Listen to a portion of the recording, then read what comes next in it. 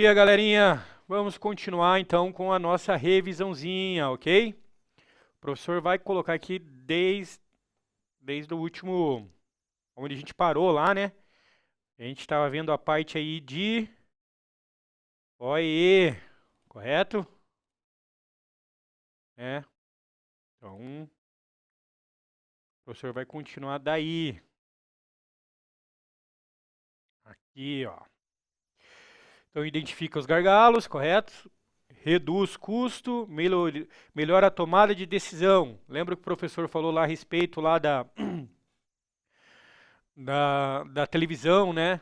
Do quadro, às vezes televisão, que fica lá em tempo real lá, trazendo todas essas informações aí, né, para o controle e para a tomada de decisão, ok? E vocês aí vão ser peças fundamentais para realizar esse tipo de processo, beleza, pessoal? Vamos lá, vamos seguir. E promove a melhoria contínua, né? É uma ferramenta essencial para a melhoria contínua dos processos, permitindo monitorar a eficiência e implementar ações para aumentar a produtividade, né?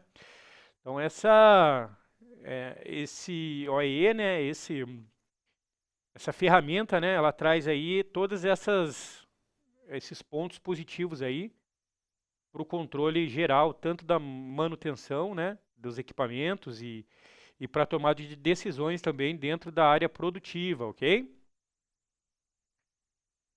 Então, quais são os indicadores do OE, né? Então, os indicadores do OE é a disponibilidade, que refere-se à quantidade de tempo total em que o equipamento ficou parado durante o processo produtivo, né? Então, hoje, normalmente, quando a gente faz esse cálculo de disponibilidade, a gente entende que, por exemplo, a máquina ela consegue trabalhar 24 horas, né, num turno, né? E, ou 2 turnos, né? Daí depende da atuação, 3 turnos, né?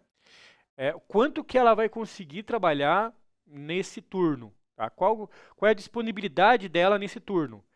Então a disponibilidade dela é total, por exemplo. Ela vai ficar disponível lá o turno inteiro. Ah, não, mas ali ela não vai ficar disponível porque tem uma parada programada. Ah, tem setup para fazer. Ah, tem a troca de turno. Então, todas essas métricas, tá? A gente vai ter que incluir dentro da disponibilidade. Então, ela vai ficar lá, o troca de turno vai dar 30 minutos. O setup da máquina, ou seja, ela vai reiniciar com outro produto, né? Então, a gente vai ter que fazer o setup dela ali, né, trazer qual vai ser o outro produto que vai ser produzido dentro daquela máquina. Então, ela vai levar um determinado tempo para ser realizada, ok? Ou teve uma manutenção planejada, né? Então, vocês vou ter que parar essa máquina que eu preciso trocar o rolamento dela, ok? Dentro aqui da nossa programação. Toda essa programação, como o professor falou, ela já vai estar, né, incluso ali dentro do planejamento total aí, né, da empresa, né? Outra métrica, desempenho, permite a mensuração da quantidade de tempo em que a máquina funcionou de acordo com as expectativas e capacidades. Então vamos lá. Então nós temos a disponibilidade e temos o desempenho. Então ela ficou disponível tanto tempo. E desse tempo que sobrou, né? Esse tempo que sobrou, ela realmente trabalhou todo o tempo que deveria, como planejado? Não. Ah, teve uma manutenção corretiva, teve algum problema ali, teve falta de luz, teve, né? Uma coisa que aconteceu, então ela não conseguiu desempenhar todo essa disponibilidade, ok? E qualidade, né? Então, comparando os resultados dos produtos fabricados, é possível medir a quantidade de produtos com defeitos e as necessidades de reparo ou retrabalho, ok? Então, a qualidade também é uma métrica aí, né? Encontradas dentro do OE. E são essas três, né, métricas que a gente vai utilizar. E a qualidade é essa situação. A máquina não produziu de acordo com o necessário. Às vezes, erro no programa, às vezes, alguma ferramenta, né, que deu uma manutenção corretiva. Então, ela teve um defeito na peça por causa dessa manutenção. Então, é algo que tem que estar sempre atento, ok? E como que é feito o cálculo desse OE, tá? Então imagine ali que tem uma jornada, né, a primeira etapa, né, da jornada, ela é de 8 horas. Isso dá para a gente, convertendo aí em minutos, 480 minutos, né? Aí vai ter paradas planejadas, né, que vai ser a troca rápida aí de ferramenta, às vezes, ou um setup, né? E intervalo. Então vai ter aí uns 30 minutinhos de intervalo.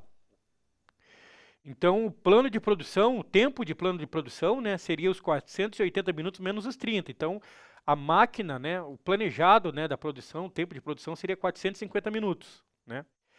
Aí tivemos as paradas não planejadas, que foi nesse caso uma pane, ou às vezes né, uma manutenção corretiva de 60 minutos, né?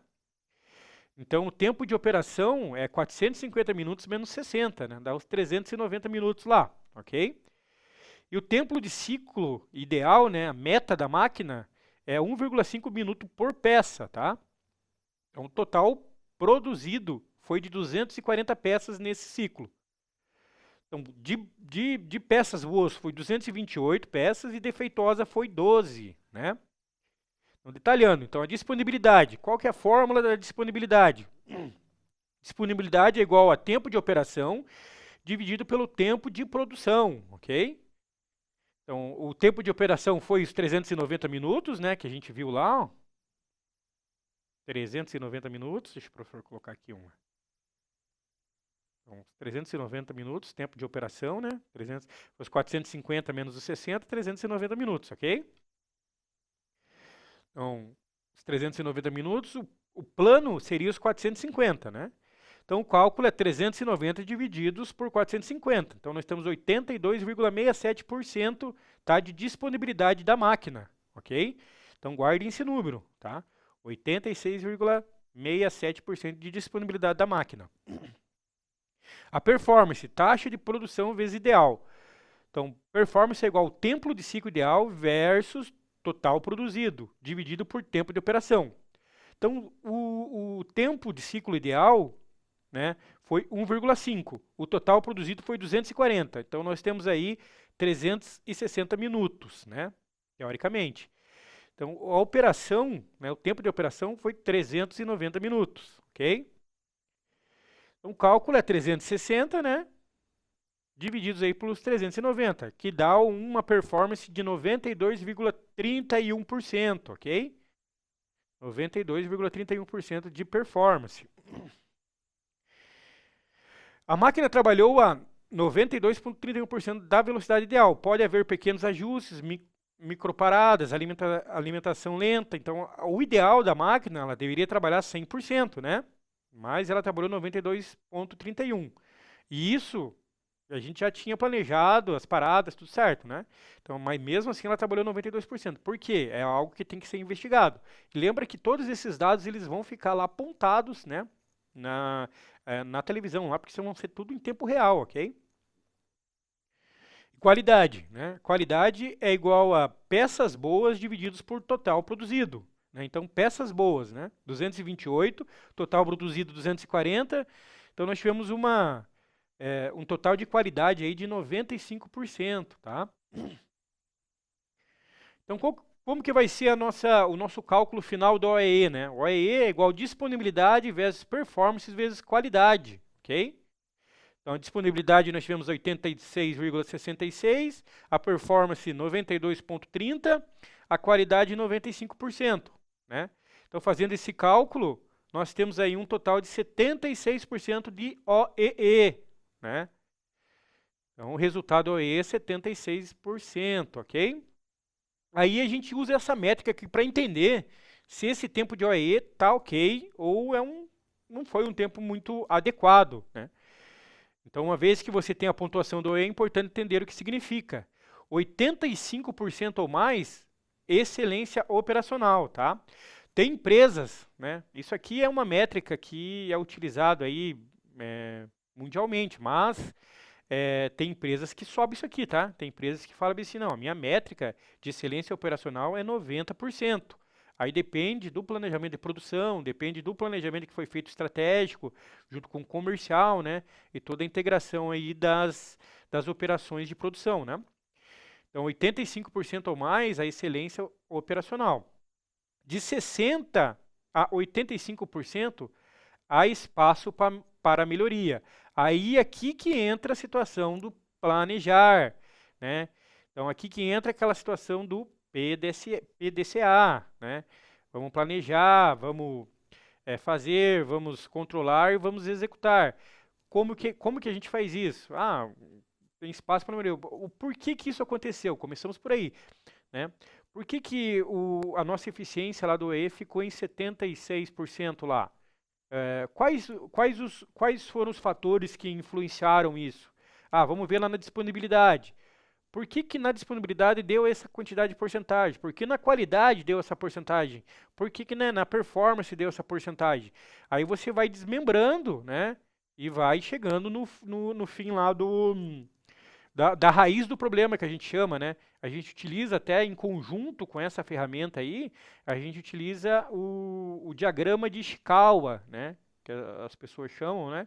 Vocês vão ter contato com isso. Depois o professor vai passar algumas coisas disso para vocês conhecerem, tá? O professor não vai se aprofundar muito, não vai ficar, vai faltar aula aí para a gente chegar onde realmente importa. Mas é importante vocês conhecerem essas métricas, tá? Porque vocês vão utilizar muito, muito, muito mesmo, ok? Menos de 60% necessidade urgente de otimização, tá? Então, abaixo, nós ficamos aqui no segundo termo aqui, né? É onde a gente teria que verificar e desmembrar tudo isso e entender, né, o porquê que isso aconteceu. Mas não para por aqui, aqui também, tá, galera? Ah, ficou excelência operacional, beleza, vamos parar por aqui, todo mundo vai dar um abraço e vamos embora? Não, vamos colocar aqui um Kaizen, né, uma melhoria contínua. Vamos colocar uma melhoria contínua aqui para aumentar essa taxa, né, de excelência. Vamos chegar mais próximo do 100%, ok? Aí chegou aqui a menos de 60 e é um alerta muito grande. Precisamos verificar realmente qual foi o erro, o que está acontecendo, porque está tendo um problema muito sério aí na produção, tá? Alguma coisa houve que isso aqui deu muito baixo, beleza? Então, disponibilidade 82,7%, né? 86,7%. Perda por quebras e setup, a redução de paradas não planejadas, melhora muito, tá? Então, aquilo que o professor falou, performance 92,3%. Reduzir microparadas e melhorar a alimentação de ajustes, tá? Essas microparadas é aquela situação em que o operador fala, vou no banheiro ali, preciso, né, fazer as minhas necessidades básicas, que é obrigatório, né? Realizar, né? Então ele vai fazer suas necessidades básicas e leva em torno de 1 hora para fazer isso. Poxa, tem necessidade disso? Então é algo que tem que ser controlado. Não que você está proibindo, galera, tá, de fazer, não é isso. Mas sim você está controlando, entendendo se ele tem algum problema, às vezes intestinal, e vocês não sabem. Então é importante entender isso. Lembra da comunicação, né? Tem que ter sempre esse tato, ok? Melhorar a alimentação, ajustes. Então, aqui quando a gente fala em alimentação, é alimentação de máquina, ok? Às vezes ali o operador, ele precisa trocar a matéria-prima, né? Ele vai sair da parte de aço e passar agora para a parte de madeira, né? Então ele vai ter que trocar toda a parte ferramental, vai ter que fazer o setup da máquina. Então vem um programa novo, no caso de CNC, por exemplo, né? Vem um programa novo, ele ajusta, né, toda a CNC, né, toda a máquina, né, para aquele programa novo, troca as ferramentas necessárias, né, que não são as mesmas ferramentas, né, para a usinagem de um aço e para a usinagem de uma madeira, né. Eles trocam todas as ferramentas, ajustam todas as métricas ali e manda ver. Então tem que fazer isso o mais rápido possível. Aí entra novamente. Você vê só, pessoal, o professor vai até falar uma coisa agora. O senhor lembrou. Você vê só que tudo aqui ele é interligado, né? Quando a gente fala em técnico e mecânica, né, a gente desmembra, né? Coloca em módulos que a gente chama, né? Para poder atribuir todas as matérias possíveis, né? Para que os técnicos, né, entendam, né, o máximo possível de toda essa mecânica, esse processo, né? mas ele é todo interligado, né? Então, quando a gente fala aqui, hoje a gente está falando aí de manutenção de equipamentos, tecnologia mecânica, a gente traz muito a parte ali de processo de fabricação, traz muito a parte de layout, né, que a gente encontra aí em mecânica, a gente traz muito, muito mesmo a parte de desenho, tá, que é muito focado, né, mecânica aí nessa parte de desenho, né, porque ela, lembra o professor fala, né, através do desenho ali que saem as primeiras, né, os primeiros produtos, ok? Né? Então é muito importante isso. Então toda vez que a gente está falando aqui em redução de microparadas, melhoria de alimentação, ajustes, quando a gente fala aqui em setup, né? Por isso que o profissional ele tem que estar bem habilitado para fazer a sua tomada de decisão, né, mais rápido possível, né, e com assertividade para que não ocorra problemas futuros, né? Então você pense assim que hoje a gente vê às vezes, né, um superior hierárquico, um diretor, um gestor principalmente, fala, pô, esse cara aí parece que não faz nada, né? O cara só fica lá no escritório. Não, vejam só, galera, eles são pagos para tomadas de decisões rápidas, né? Então são pessoas que são especialistas em tomar decisões rápidas. E é onde vocês vão chegar, né? Então vocês também têm toda a possibilidade de chegar como um diretor, como um gestor. Aí vai depender, obviamente, de cada um, né? E também do conhecimento que você tem e da maneira que você consegue, né, expressar esse conhecimento, né? Ou transformar, exteriorizar ele, né, em informação, ok? Beleza? Sempre pensando lá, lembra naquela, que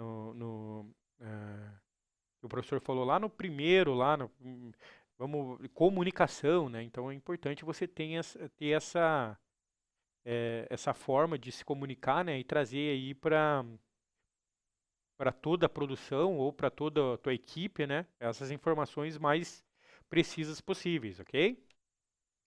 E aí temos aí a parte de qualidade, 95%, tá? Nós tivemos aí 5% de defeito. Avaliação de inspeção de processo, ajuste de ferramentas, controles dimensionais, tá vendo? Tudo isso aqui é vocês. Se a gente pensar aqui, tudo é mecânica, gente. Tudo é mecânica, né? E esse ter 5% de defeito é algo bem grande na empresa, tá? É algo muito grande. Quando a gente fala, nossa, mas tivemos 95% de qualidade, pô, mas 95% de qualidade com toda a instrução, com todo o conhecimento que a empresa dá, com todos os treinamentos, com todo, ainda tem defeitos, né? Então a gente tem que pensar sempre em aumentar, né, essa métrica, ok? 5% é bem alto, né? Então vale a inspeção de processo, né? Se for no caso ali do setor de manutenção, verificar quais os processos que estão sendo realizados, né? O teu subordinado está pegando, está seguindo o planejamento de manutenção, não está? Está seguindo as regrinhas ali do TPM, não está? O que está havendo, sabe? Ajuste ferramental, né? Poxa, tem a disponibilidade das ferramentas corretas para usinagem ou para, né, para produção, tá ok. As ferramentas elas estão, foi realizada a metrologia delas, né, a calibração, né, dos equipamentos, né. Então tudo isso é importante, tá? Mas conseguiram entender, né? Então esse é a métrica do OEE, ok? Né? É importantíssimo então ter o conhecimento, né, dessa ferramenta que ela gira em torno aí, como o professor falou, em todas as multinacionais você vai encontrar essa métrica aí em todos os lugares, ok?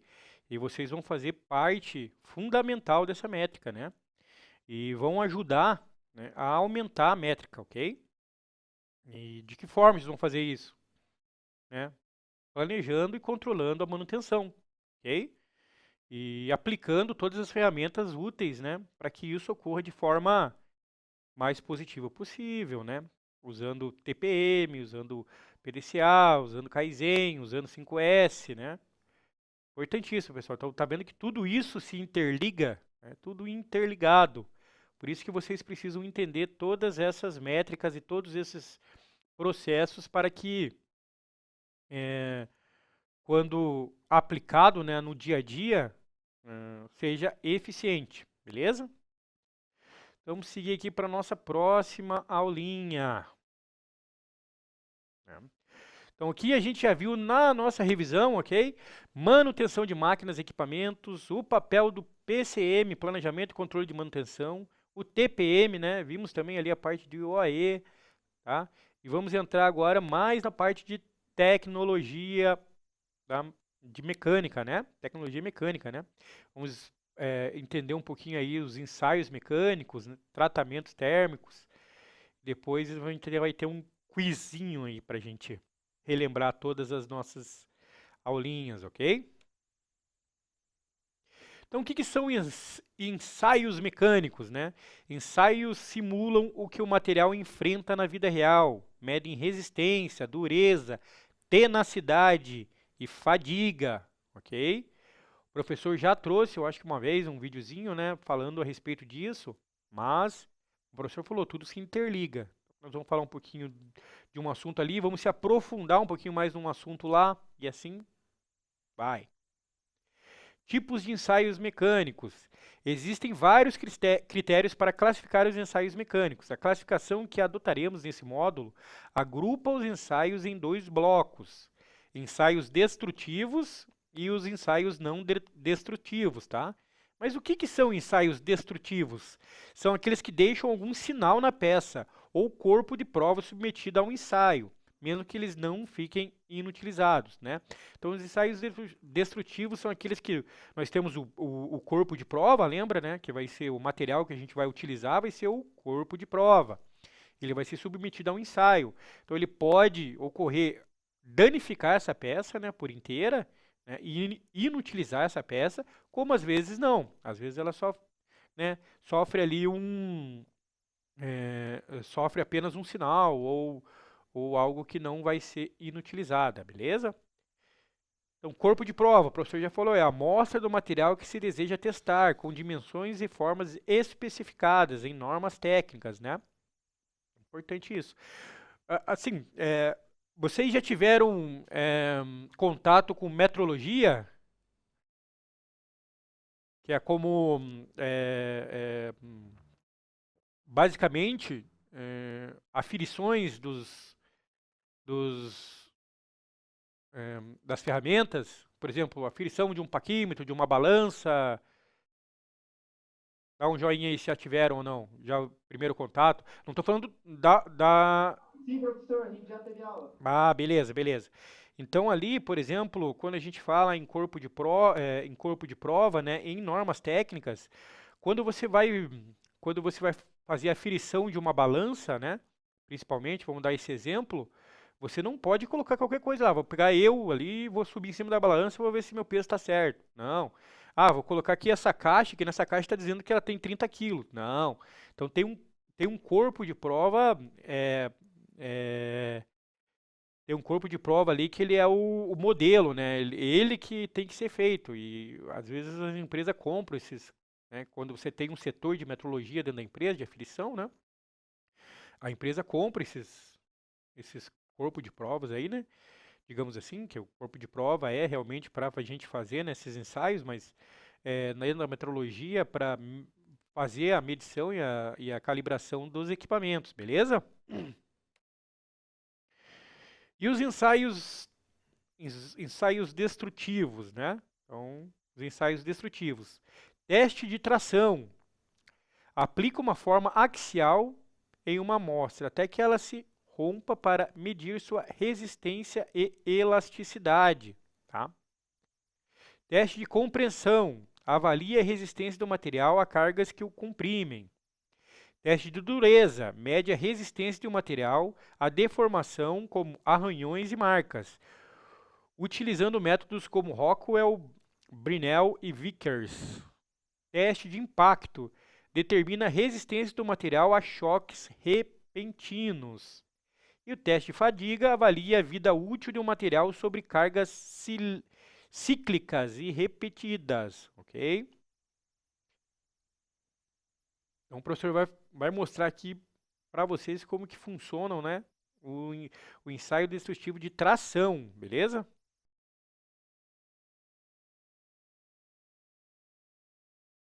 Então esses são alguns dos ensaios que a gente tem, beleza?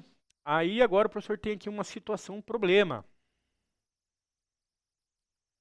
Então pense assim, ó, a empresa Metalmec Indústria de Engrenagens LTDA recebeu uma reclamação de um cliente, tá? Uma engrenagem do redutor apresentou desgaste precoce e ruído anormal após 3 meses de uso. É natural isso? Não, não é natural. Depois de 3 meses de uso já aconteceu esse tipo de, de desgaste, algo não está normal. O setor de manutenção e qualidade, onde vocês trabalham como técnicos mecânicos, precisa investigar o motivo da falha, utilizando os conhecimentos sobre os ensaios mecânicos, tá?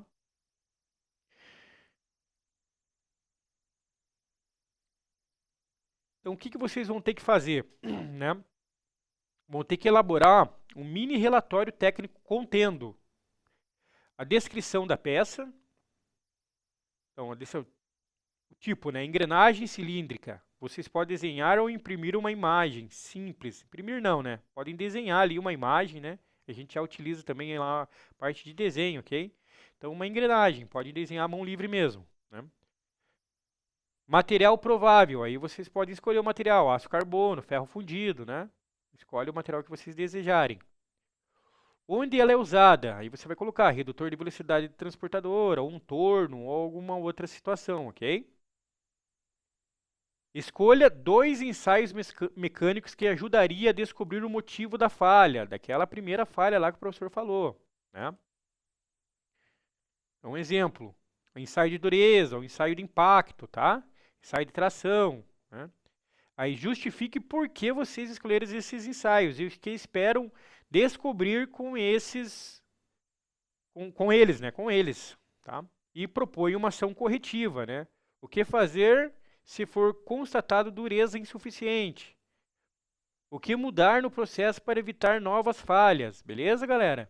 Então o professor ele vai colocar todas essas questõezinhas lá, né? Lá dentro do class até o final de semana. Aí o professor já quer deixar tudo ok. E vou colocar lá, obviamente, uma data de entrega, né? Que seja compatível, né? Com todo o nosso processo aqui de ensino, né? E daí vocês vão ter que trazer isso aqui, tudo isso aqui vai valer nota, ok? Aí o professor vai colocar uma forma que vocês entregando esses materiais, vocês já consigam obter uma porcentagem da nota final, beleza? Então, uma dica aí para vocês de estrutura, né, do relatório, né, tendo uma introdução, né, descrição da peça, ensaios escolhidos e justificativa, resultado esperados, conclusão e boa, ok? Tá, então, voltando ali rapidinho. Então, façam uma introdução, né, falem um pouquinho a respeito, né, o problema, né, qual é o problema que o professor colocou ali, e fale um pouquinho a respeito desse problema.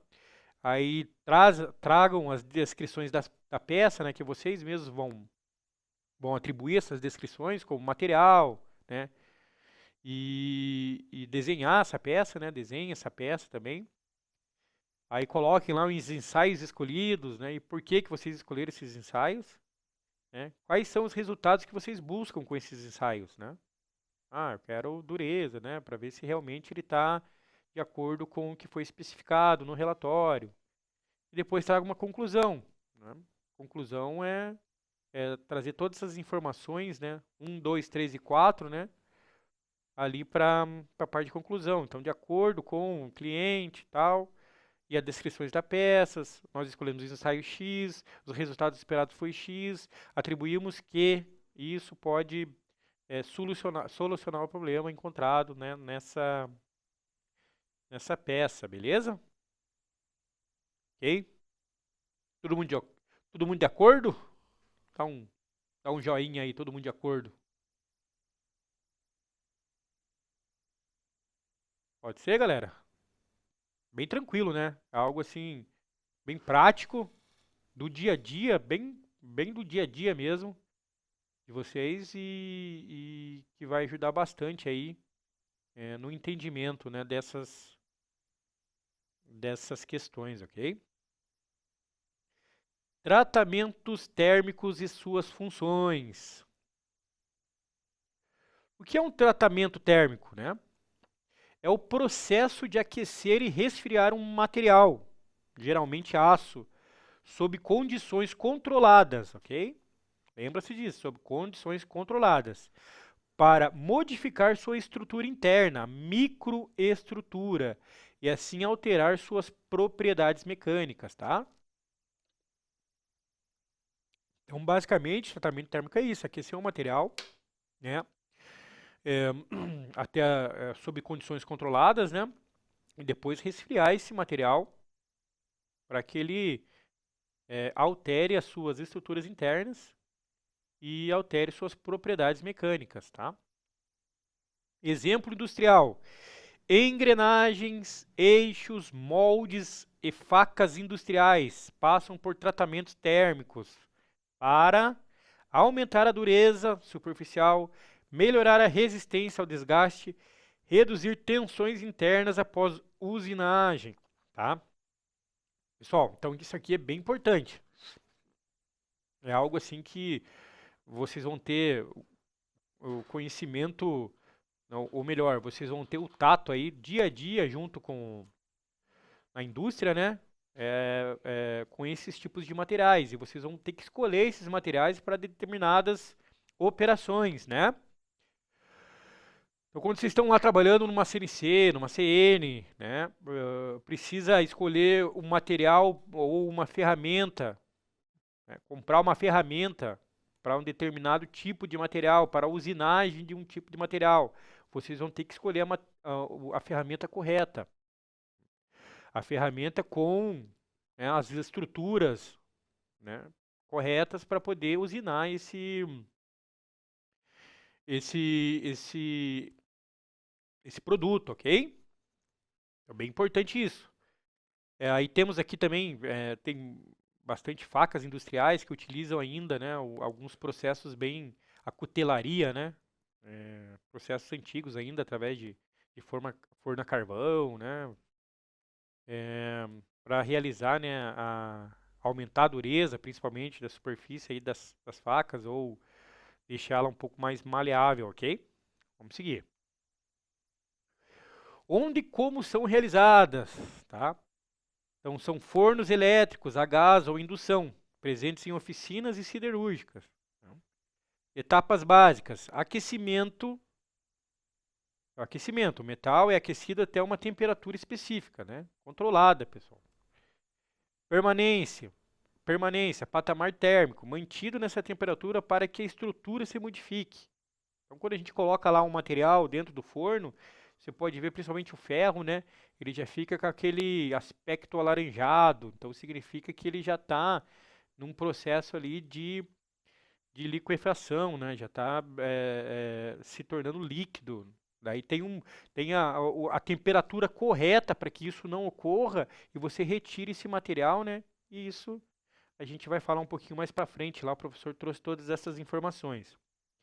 Depois tem o resfriamento controlado, né? Ele pode ser rápido ou lento, conforme o tipo de tratamento. Então, para cada tratamento, nós utilizamos um tipo de resfriamento. Nós temos resfriamento a água, a óleo ou ambiente.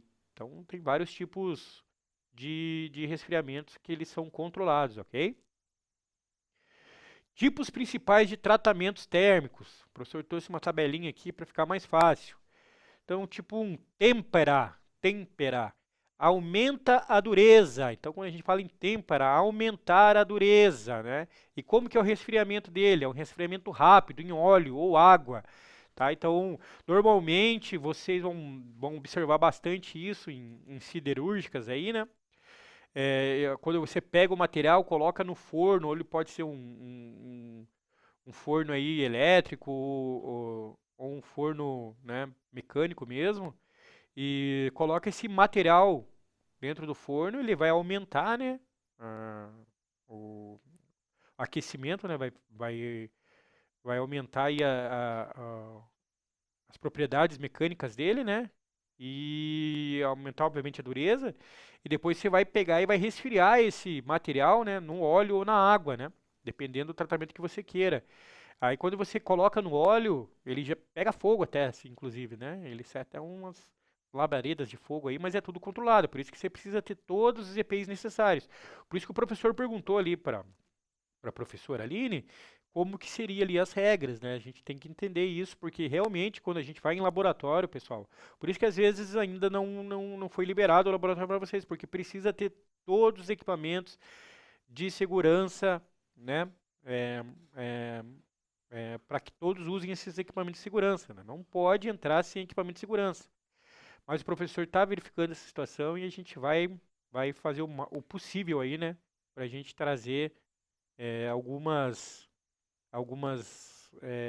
operações, né, físicas aí, ok? E onde que são aplicadas essas têmperas aí, né? São em ferramentas, engrenagens, eixos, né? Algo que necessite, né, ser é, duras, digamos assim, né? Fortes, ok? Aí nós temos também o revenimento. O que é o revenimento? Ele reduz a fragilidade após a têmpera, né? Então o resfriamento dele é lento, normalmente utilizados aí em molas, componentes automotivos, ok? Então depois da têmpera a gente faz o revenimento, ok? Então essa aí é a ideia, depois o professor vai mostrar certinho como que é feito isso, tá? Recozimento. O recozimento ele amacia o aço e alivia as tensões. O resfriamento é muito lento. Então é temperatura ambiente ali, né? E antes de usinar ou conformar, antes da gente fazer usinar alguma peça ou fazer um processo de soldagem, alguma coisa assim, a gente usa o recozimento, tá? Normalização, uniforma a estrutura do aço, né? O resfriamento dele é ao ar, ou normalmente ele é induzido aí através de ventiladores, né? E aonde eles são utilizados em peças soldadas e fundidas, ok? Cementação, endurece a superfície, né? Coloca um carbono extra aí, né? No ferro ou no aço, né? E o resfriamento dele é rápido, ok? E eles são utilizados normalmente em engrenagens, pinos e eixos, tá? E nitretação, endurece com nitrogênio. Ele é lento em forno a gás, né? O resfriamento dele. E peça de alta precisão. Então, esse nitretação, né, quando a gente faz esse processo de nitretação, a gente deixa ele lá no forno mesmo. E ele vai resfriando, né? Junto com o forno, até ele chegar na temperatura correta, beleza? E aqui nós temos então o diagrama de ferro-carbono, né? Deixa o professor pegar aqui, ó. O diagrama de ferro e carbono. Ah, isso aqui é algo que vocês vão ver muito, principalmente se vocês trabalharem na parte de usinagem, né? Então aqui nós temos a composição, né, a porcentagem, tá, de carbono pela temperatura, ok?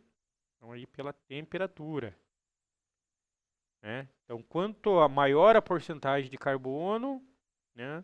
E aqui quanto maior a temperatura, nós vamos ter os estados, né, dos materiais aqui, ok? Então pense aqui, igual o professor mostrou aquele dia, tá? Então nós estamos aqui mais ou menos, deixa eu ver, eu acho que o professor tem uma outra que está melhor aqui para identificar aqui onde que é o ferro fundido, tá? Para chegar aqui no estado líquido, beleza? Cada estágio aqui, nós vamos ter uma porcentagem de carbono e vamos ter um tipo, né, de material diferente, ok? Aqui, ó. Então, olha só. Então, aqui nós temos o ferro fundido, aqui nós temos a perlita mais cementita, aqui a altenita mais cementita. Então, conforme for aplicando, né, um valor maior aí de temperatura, tá? Ele vai aquecendo o ferro até chegar num determinado ponto e depois é realizado o resfriamento para ele conseguir ter essas propriedades aqui no material, ok? Então, ó, o eixo vertical é temperatura, mostra o aquecimento, e o eixo horizontal a porcentagem de carbono na liga, né? Ó, pode ver aqui, observem que até 2,11% que estamos aqui, ó, tá? De carbono, ele é o aço ainda, tá? Ele é aço ainda. Acima disso, ele já se torna o ferro fundido. E depois aqui, ó, depois do 4,3 ele se torna o ferro gusa, né? Então, o ferro gusa, para quem não conhece, esse ferro gusa aqui, ele é base para para produção, tá? De metais, ok? Né? Beleza? Diagrama ferro-carbono, entenda as fases. Aí o ferro gusa aí, ó. O professor estava falando dele, esqueceu que tinha um slide dele, tá? Então, ferro gusa, né? Vamos voltar lá, ó. Quando que eu tenho ferro gusa? Olha lá. Depois de 4,3% de carbono, tá? Eu já tenho ferro gusa. É o produto inicial da redução de minério de ferro, com um alto teor de carbono, geralmente acima de 4%, e outras impurezas, tá? Característica, ele é quebradiço e com baixa utilidade direta. Então, o ferro gusa praticamente não faz nada, você tem que transformar ele, ok? Função, serve como matéria-prima para a produção de ferro fundido e aço, lá, como o professor falou. É a única coisa que lhe serve, beleza? Então, quais são as fases, né? Ferro fundido, né? O ferro fundido lá é o ferro gusa com um teor de carbono reduzido para algo entre 2 a 4,5%, além de silício e outros elementos, né? Quais são as suas características? Então, é um componente mais duro que o aço, quebradiço, mas com boa usinabilidade e alta resistência ao desgaste, tá? Função ideal para fundir peças complexas e é usado em aplicações que não sofrem grandes esforços de tração, como em componentes automotivos. Então, é utilizado muito ferro fundido, ok? Em componentes automotivos aí, beleza? Então, e o aço, né? O aço ele é uma liga de ferro com um teor de carbono entre 0,008%, né? E 2,11%, além de outros elementos, tá? Essa é uma liga de ferro, o aço. Quais são as suas características? Possui maior resistência mecânica e ductibilidade, capacidade de se deformar sem quebrar, tá? Então, a ductibilidade é a capacidade de se deformar sem quebrar. Então, o aço aí, ele é mais resistente, sendo muito mais resistente que o ferro fundido, né? Função, ampla utilização em diversas aplicações, especialmente na construção civil, devido à sua versatilidade, durabilidade e resistência. Tá? Então, é bastante utilizado o aço aí, ok, galera?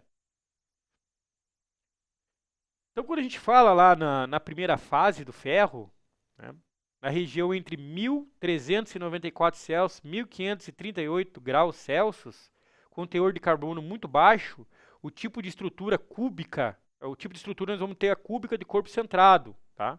Que é a CCC.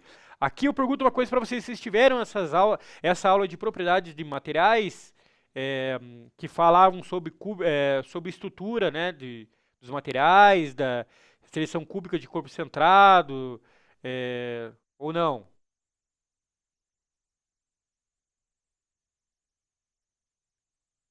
Vocês lembram alguma coisa a respeito dessas matérias?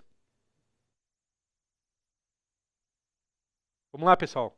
Dá um joinha aí se vocês lembram, ou um joinha para baixo se vocês não lembram.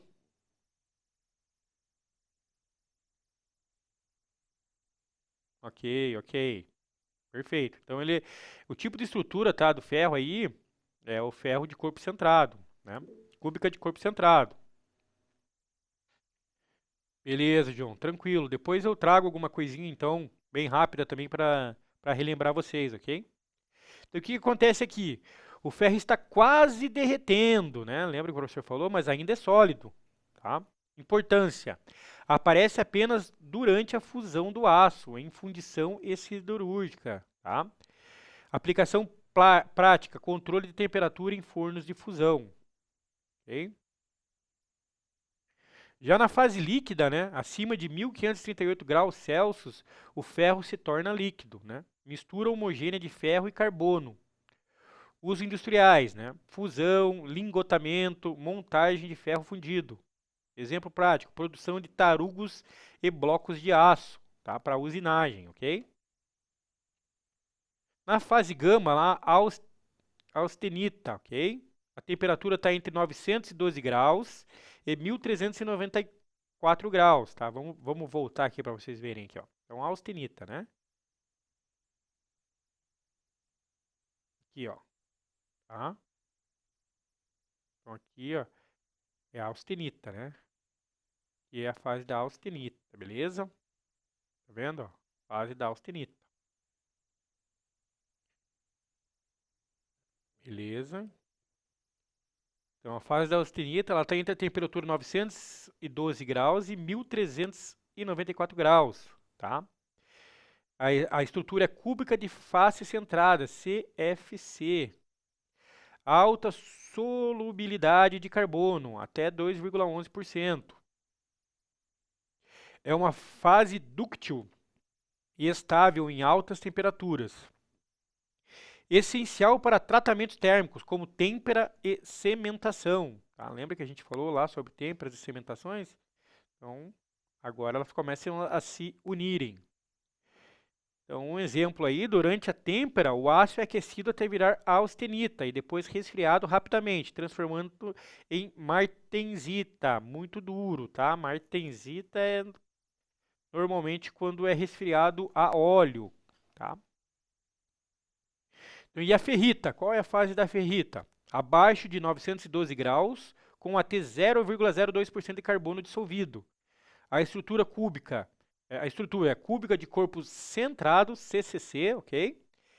Ela é mole e dúctil, fácil de deformar e usinar. Tá? Então, por isso que é importante vocês saberem cada fase aqui, para vocês entenderem, né, quais opções vocês vão terem aqui para fazer com esse com esse produto, ok? Ah, essa aqui é fácil de usinar, então eu vou usar mais a fase ali da ferrita, ok?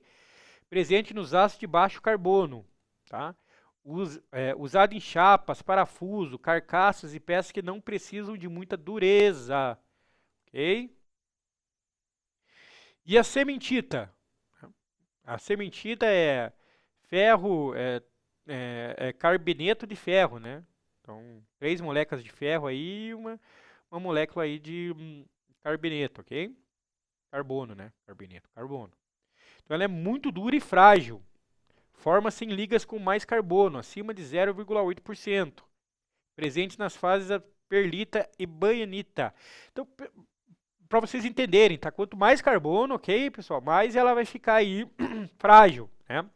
Por isso que o ferro gusa lá, ele é bem frágil, tá? Então, qual que é a importância aí da sementita, né? Garante a resistência ao desgaste, mas diminui a ductibilidade, ok?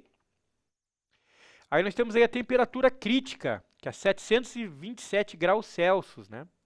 Marco essencial no diagrama, né? Nesse ponto ocorre a transformação eutedóide. O que é isso, professor? Eutedóide. É autenita, perlita, ferrita mais sementita, tá? A perlita é uma mistura lamelar da ferrita, ela é mais mole, e a sementita mais dura, tá? O equilíbrio entre as duas fases define a dureza e a resistência do aço. Então, onde chega ali nessa temperatura crítica, é ali que você vai, né, verificar, né, a resistência e a dureza aí do aço, ok? Então, um aço de médio carbono entre 0,4% e 0,6%, resfriado lentamente, forma perlita, ideal para engrenagens e eixos, ok? Então, é nessa temperatura aqui que você vai entender, ou você vai passar, ou você vai voltar. Então, uma revisãozinha bem básica aí, né? Então, com as fases, né? Então, a fase da ferrita, tá? Ela é uma estrutura CCC, né? Dureza baixa, ductilidade alta, né? E aplicações em chapas, tubos, parafusos, né? A austenita, né? É CFC, é uma dureza média, ok? mas ela é alta de ductilidade, ductilidade, né?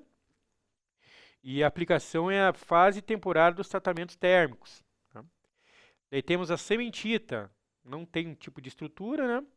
Ela é muito alta em dureza, muito baixa em ductilidade e é aplicada em camadas duras de engrenagens. Aí temos a perlita, né? Que ela é uma dureza média e alta, ductilidade média e utilizados aí em eixos virabrequins. Temos também a martensita, né? Que tem a estrutura tetragonal, dureza muito alta, ductilidade baixa e aplicados aí em lâminas e ferramentas, ok? Essa, essa aulinha aí, né, ela é de ferro carbono, ela é bem chatinha, tá?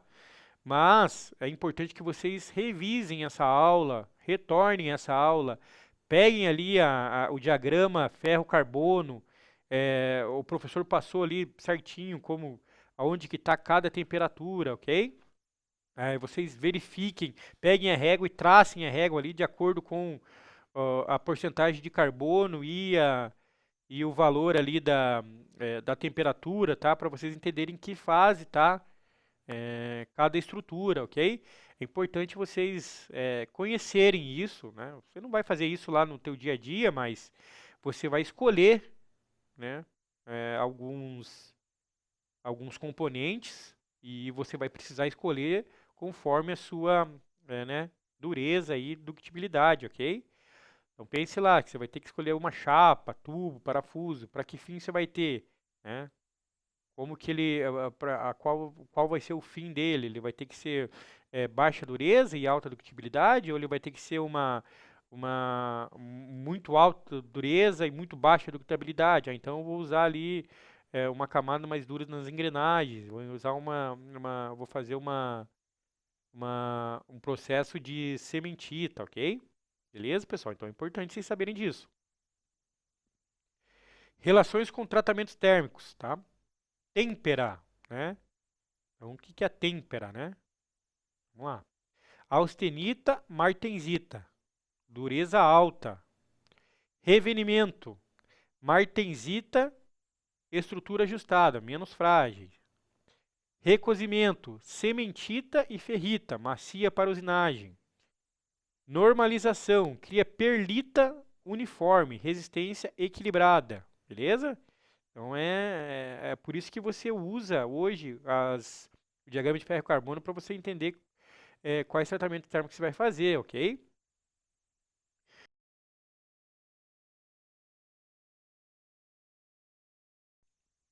Então vamos ver a ferrita, né? A ferrita ela é mais mole, dúctil e fácil de conformar. Né? Objetivo: aumentar a dureza e a resistência superficial, sem perder totalmente a ductilidade, né? Tratamentos indicados: a cementação e a nitretação. Tá? Para a gente chegar na ferrita, cementação e nitretação. Cementação. A peça normalmente de aço de baixo carbono com muita ferrita é colocada em um forno com atmosfera rica em carbono. Né? CO ou carvão ativado. O carbono penetra na superfície, aumentando a dureza superficial. Okay? Após a cementação, é comum realizar uma têmpera, mais revenimento. Tá vendo, pessoal? Então, tudo isso são questões aí que a gente vai interligando, ok? Nitretação. Parecido com a cimentação, mas utiliza nitrogênio, tá? Gás amoniaçais, né? Ou plasma. Forma uma camada dura e resistente ao desgaste e à corrosão, usada em eixos de comando, engrenagens e componentes automotivos, ok? Austenita, fase quente e instável, transforma facilmente. Tá? Qual que é o objetivo? Controlar sua transformação para obter estruturas desejadas, né? Então, martesita, perlita, né? Tratamentos indicados: têmperas, revenimento ou normalização. E como que ele é feito, né? Então, ali na austenita, né? Ele é feito na têmpera, por exemplo. Aquecer o aço até virar austenita, 800 a 900 graus. resfriar rapidamente em água ou óleo ou ar forçado. Né? Daí força martesita, fica um pouco mais dura. Depois faça revenimento para reduzir a fragilidade. Tá? Então, normalização. Aquece até a austenita e resfria ao ar. Forma perlita fina e homogênea. Ideal para uniformizar peças soldadas ou fundidas. Tá? O exemplo industrial, engrenagens, virabrequins que precisam de dureza e tenacidades equilibradas. Ok? Cementita, né? Muito dura e quebradiça. Objetivo, reduzir a fragilidade e melhorar a usabilidade. Tratamentos indicados, regozimento e esferoidização. Como que ele é feito? Tá? No regozimento, aquece lentamente até próximo de 727 graus, mantém por algumas horas e refria bem devagar no forno. Tá? Aí nós temos a cementita. Se reorganiza em esferas pequenas, tornando o material mais macio e fácil de usinar. Esferoidização. Parecido, mas mantido mais tempo próximo da temperatura crítica, né? Que é os 727 graus, criando carbeneto arredondados. Exemplos industriais, aços para usinagem, forjamento e moldagem, ok? E a perlita, né? É uma mistura equilibrada entre ferrita e cementita. Ajustar o equilíbrio entre dureza e ductilidade. Ductilidade, né? Dependendo da aplicação. Tratamentos indicados: revenimento, normalização, têmpera parcial. Como que ele é feito?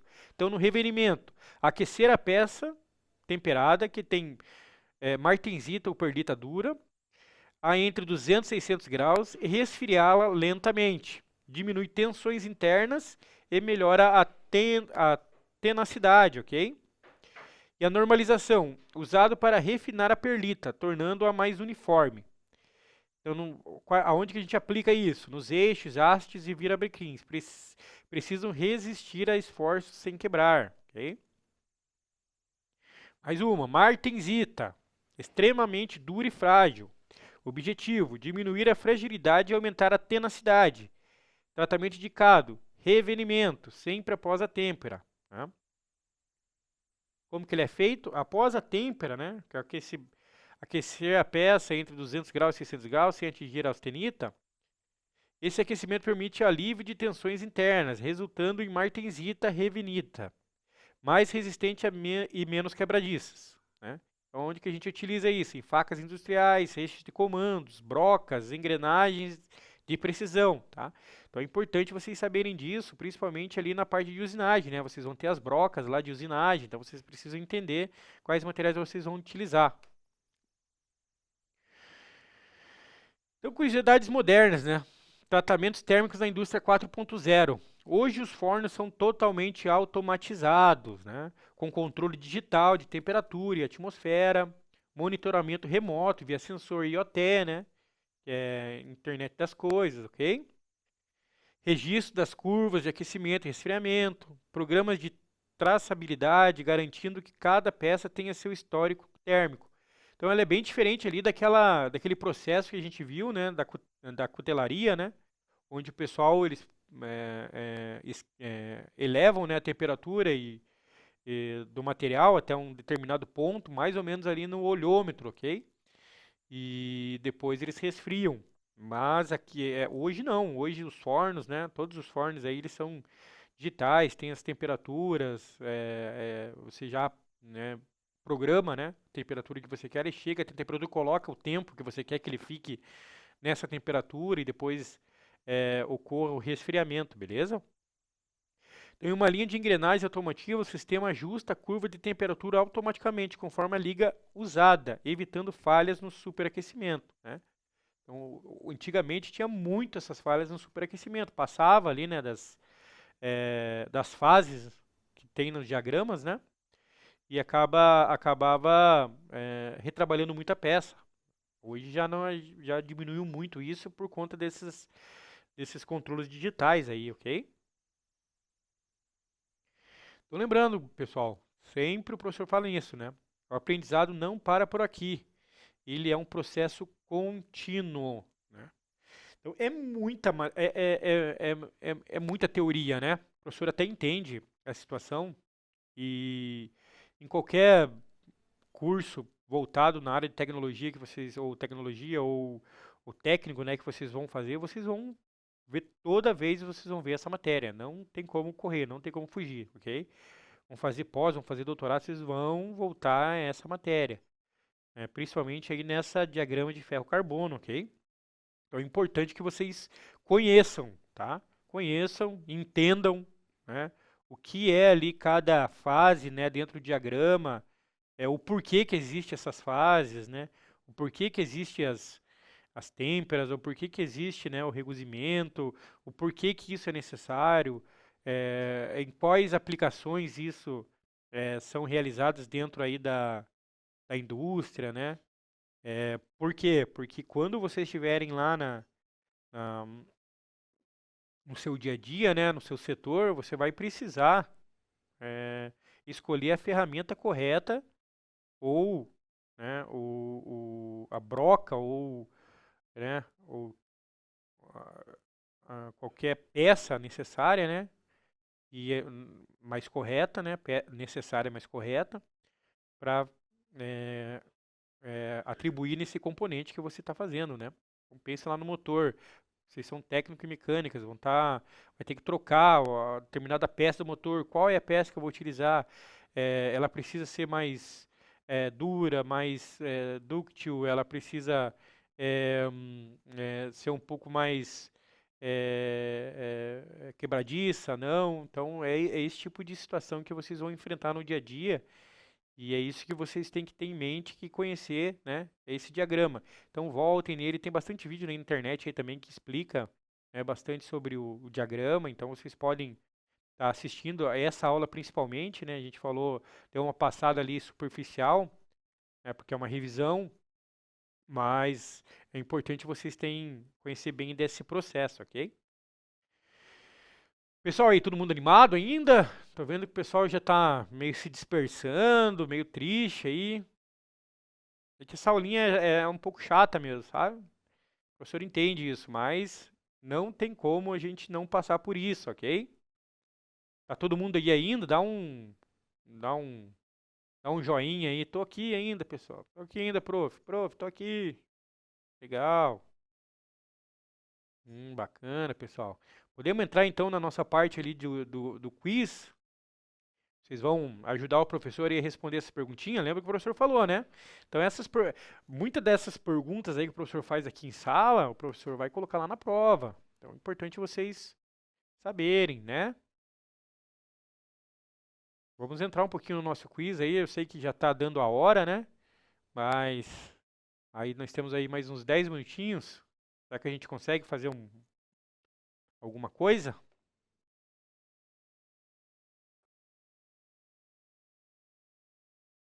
Eita, o professor já está respondendo as perguntas aqui.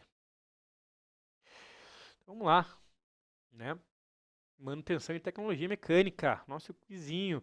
Lembrando que essa vai ser a nossa última revisão, né, galera? É o nossa última matéria aí de revisão. Depois, a partir de amanhã, já é tudo material novo, ok? Então, vai ser coisas novas que a gente vai aprender, que vão se entrelaçar com esses que o professor trouxe de revisão. O professor trouxe todas essas revisões para a gente poder, para a gente conseguir entrar, né, nos próximos passos, tá? Então, aí, agora os próximos passos vão ser conteúdos novos, ok? Então, o principal objetivo da manutenção preventiva é corrigir falhas após ocorrerem, evitar paradas imprevistas e aumentar a vida útil dos equipamentos, substituir peça apenas quando quebram, reduzir o custo imediato de manutenção. E aí, pessoal, o que vocês acham que é? Boa, Vitor B, muito bom. Excelente. João, bacana, João. B, isso aí. Mais alguém? Vamos lá, Bruna. Bom, João. Excelente, muito bom, galera. É isso aí. B, evitar paradas imprevistas e aumentar a vida útil dos equipamentos, né? Como o professor falou, essa é o objetivo maior aí da nossa manutenção preventiva. No TPM, manutenção produtiva total, o principal foco é eliminar o setor de manutenção, transferir toda a responsabilidade para o operador, envolver todos na busca do zero falhas e desperdício, reduzir o custo do equipamento. E aí, o que vocês acham que é? Lembra lá do TPM? Boa! Muito bom. Isso aí, galerinha. João D. Reduzir o custo do equipamento? Será que é isso? Lembra do TPM, dos 8 pilares do TPM? Vamos ver. Envolver todos na busca do zero falhas e desperdício, galera, tá? Essa aí é um dos objetivos da TPM.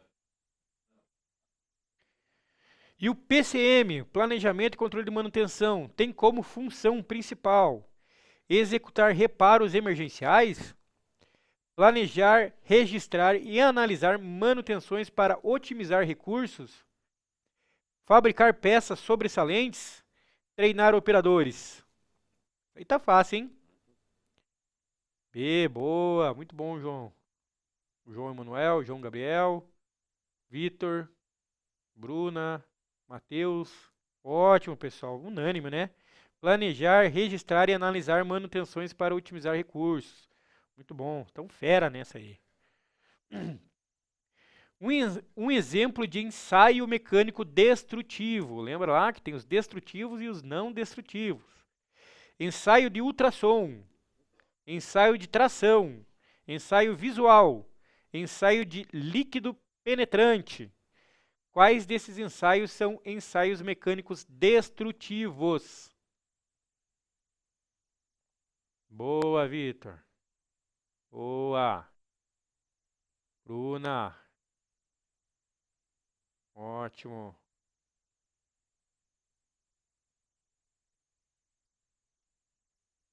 Vitor A. João Gabriel B. João Manuel B. Ótimo, pessoal. É isso aí. Vamos lá. Deixa o professor falar um pouquinho, que o professor acabou não falando um pouquinho a respeito dos ensaios não destrutivos, né? Então, o ensaio de ultrassom ele é um ensaio não destrutivo, ok, pessoal? Por quê? Porque lembra que quando a gente vai fazer ultrassom lá às vezes está com algum problema abdominal e precisa fazer ultrassom, não é só porque quando a mulher está grávida que ela faz ultrassom, não. Às vezes você está com algum problema abdominal, você tem que fazer ultrassom também. Tá? Então esse aí, quando você faz ultrassom, ele não te mata, né? A princípio. Né? A princípio não mata você.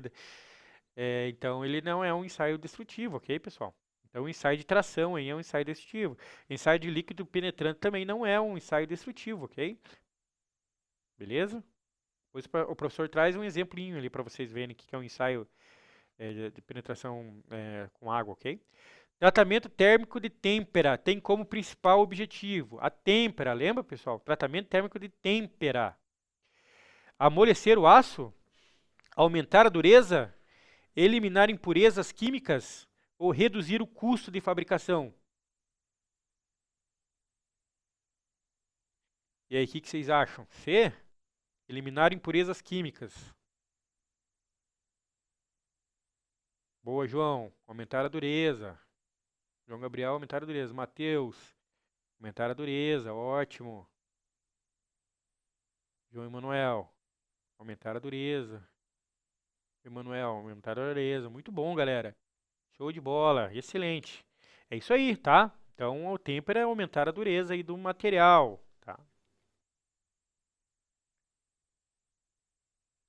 O revenimento aplicado após a têmpera. Lembra que tem a têmpera, né? A gente faz lá o aquecimento para aumentar a dureza, passa no óleo ou na água, né? E depois a gente faz o revenimento. Serve para deixar o aço mais frágil, manter a dureza máxima, reduzir tensões e aumentar a tenacidade, aumentar o teor de carbono. O que vocês acham que é isso, hein, cara? Revenimento. Poxa vida, professor, não estou lembrado Deixar o aço mais frágil. Vamos lá. O que vocês acham? Vamos lá, pessoal. Manter a dureza máxima. Né? Manter a dureza máxima. Legal. Tá? Aí, vamos ver. Reduzir tensão e aumentar a tenacidade. Manter a dureza máxima. Ok. Deixar o aço mais frágil. Então, vamos ver o que é isso. Vamos ver. Reduzir tensões e aumentar a tenacidade. Ok, pessoal? Tá? Então, essa aí é o princípio aí do revenimento. É uma propriedade de matéria. Então, o que é tenacidade, tá? Até o professor esqueceu aqui. Tenacidade é uma propriedade da matéria que indica sua capacidade de absorver energia e deformar plasticamente antes de fraturar, especialmente sob impacto ou choque. Tá? Isso aí é tenacidade. Então, o diagrama de ferro-carbono mostra o quê? A relação entre temperatura e densidade, a composição química e as fases formadas durante o aquecimento e resfriamento do aço, a dureza dos aços em função da pressão, o comportamento elétrico dos materiais. Boa! Composição química e fases formadas durante... Muito bom, pessoal. O B, tô vendo que está sendo unânime. Excelente. É isso aí, galera. Nossa, muito bom, sabe? Ah, você acha? A relação entre temperatura e densidade? Densidade?